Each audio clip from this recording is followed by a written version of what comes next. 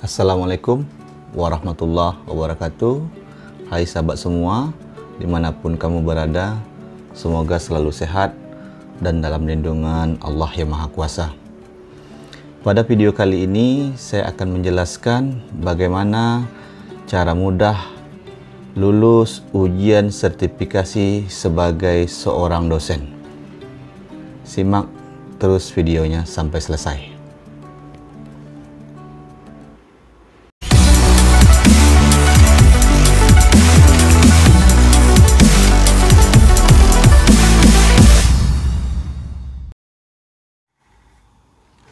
Baik sahabat semua, sebelum kita mulai pembahasan kita, dukung terus channel ini untuk terus berkembang dan terus berkarya dengan cara klik tombol subscribe pada bagian bawah video ini, karena subscribe itu gratis. Baik sahabat semua, sebelum saya bahas satu persatu, maka sebaiknya saya jelaskan terlebih dahulu apa itu sertifikasi dosen.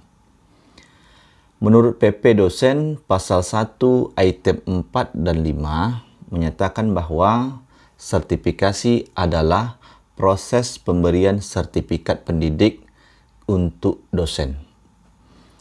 Kemudian sertifikat pendidik adalah bukti formal sebagai pengakuan yang diberikan kepada dosen sebagai tenaga profesional.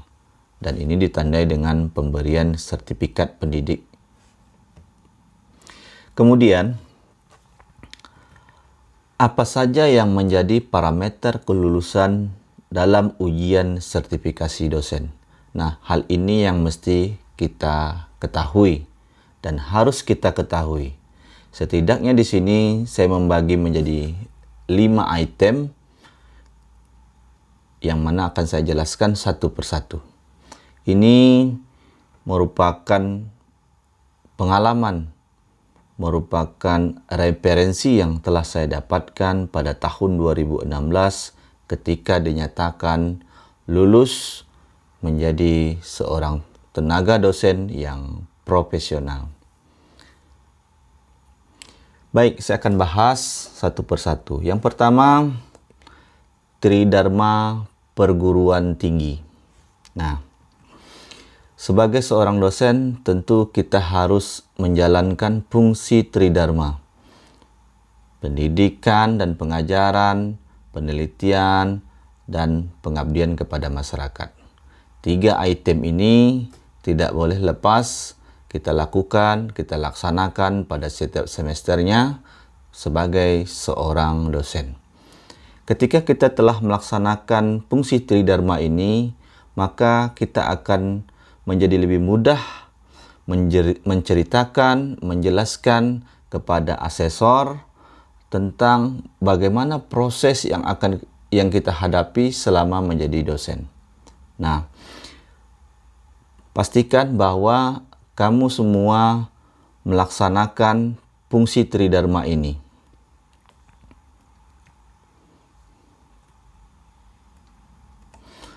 Kemudian yang kedua adalah kemampuan TKBI dan TKDA. Tes kemampuan bahasa Inggris dan tes kemampuan akademik ini juga menjadi satu parameter kelulusan dalam ujian sertifikasi dosen.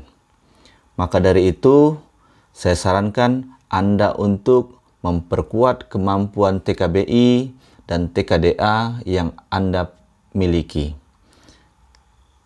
Dan biasanya dari pengalaman yang sudah saya hadapi, yang sudah saya lalui, bahwa para dosen sangat banyak sekali mengeluh terhadap ujian TOEFL, ya, ujian TOEFL atau ujian TKBI yang biasanya nilainya sangat-sangat rendah. Nah, maka dari itu mesti dilatih lagi kemampuan berbahasa Inggrisnya, sehingga paling tidaknya 2 komponen ini, TKDA dan TKBI ini, mendapatkan skor minimal 7. Mungkin bisa kamu dapatkan TKDA-nya 4 atau TKBI-nya 3. Minimal semuanya menjadi 7. Oke. Selanjutnya, yang ketiga adalah deskripsi diri. Nah, ini adalah bagian yang paling penting untuk lulus sertifikasi dosen. Deskripsi diri itu apa sih sebenarnya? Nah, ini saya akan definisikan apa itu deskripsi diri. Menurut saya, deskripsi diri itu adalah suatu cara dan upaya menjelaskan tentang gambaran perjalanan karir Anda selama menjadi dosen. Nah, dimulai dari awal hingga kondisi saat ini, seperti apa perjalanan karir yang Anda lalui sebagai dosen. Berceritalah di sana se-real mungkin, tidak berlebihan, dan jangan juga terlalu kurang dalam menceritakan apa yang Anda hadapi. Ceritakanlah yang sedang-sedang saja, tapi ada juga di sana adalah fakta, kenyataannya, harapannya di sana juga harus Anda jelaskan. Nah, kemudian apa tujuan daripada deskripsi diri itu? Tujuan dari deskripsi diri itu adalah bagaimana caranya Anda meyakinkan asesor agar Anda layak mendapatkan sertifikat pendidik. Nah, di dalam deskripsi diri, ceritakanlah bagaimana supaya asesor yakin bahwa Anda layak untuk mendapatkan sertifikat pendidik.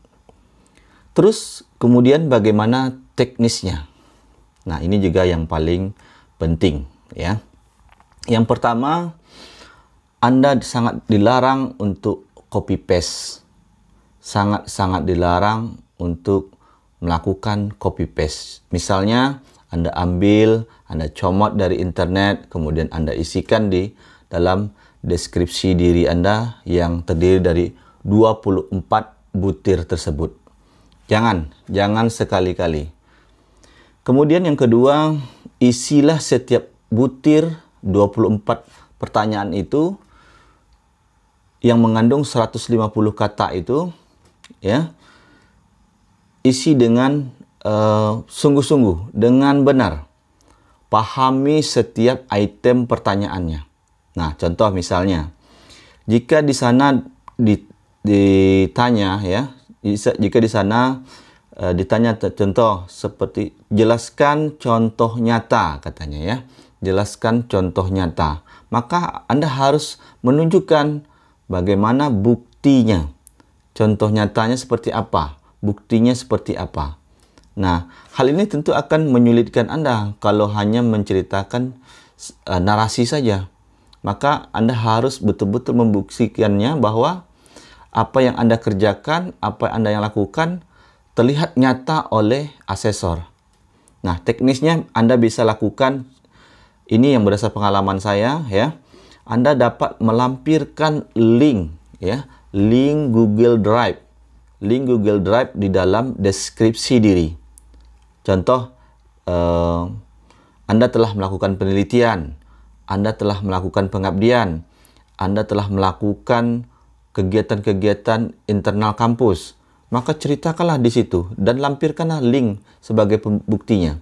Apakah itu SK, apakah itu link artikel jurnal Anda, apakah itu link dokumen pengabdian masyarakat Anda, lampirkan di situ menggunakan link Google Drive.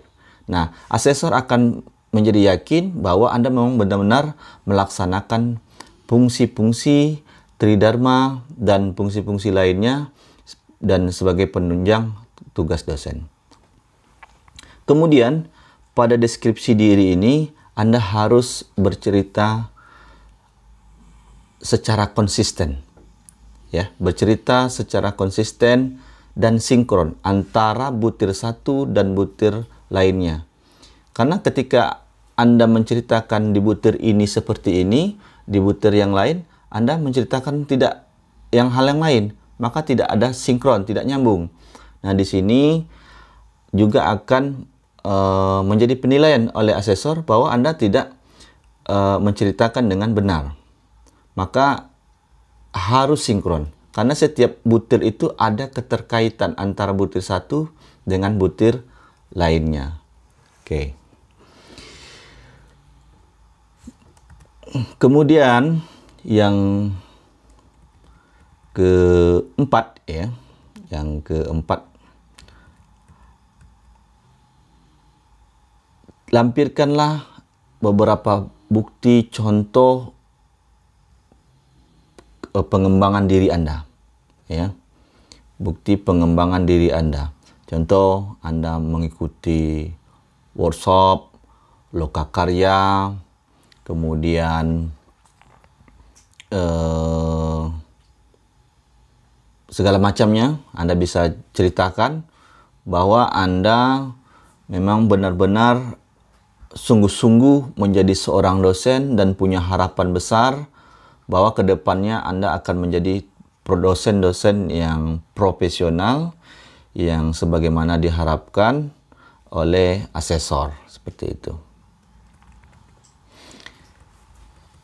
Kemudian satu lagi yang terakhir adalah mengisi portofolio.